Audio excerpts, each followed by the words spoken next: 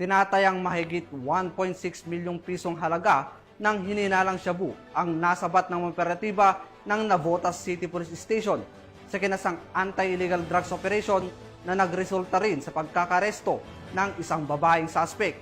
Patrolwoman Glazel Ann Esperanza sa report.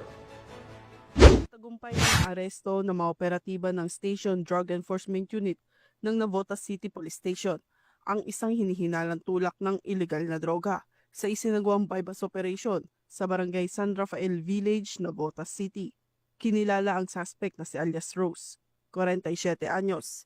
Sa operasyon, nasamsam mula sa kanya ang 73.65 grams ng hinihinalang shabu na may standard drug price na 500,820 pesos, 302 na peraso ng ecstasy tablets na may standard drug price na 513,400 pesos at 70 peraso ng vape cartridge na naglalaman ng hinihinalang marijuana oil na nagkakahalaga naman ng 630,000 pesos.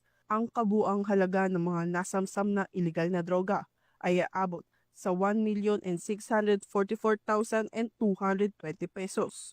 Agad na dinala sa himpilan ng pulisya ang suspect para sa kaukulang dokumentasyon at investigasyon.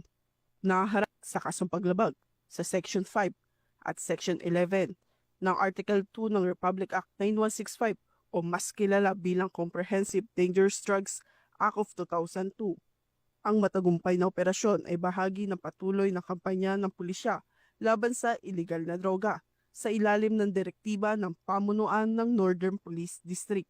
Mula rito sa Northern Police District, ako po ang inyong PNN correspondent, Patrolwoman Glazel Ann Esperanza, alagad ng batas, tagataguyod ng Balitang Pulis.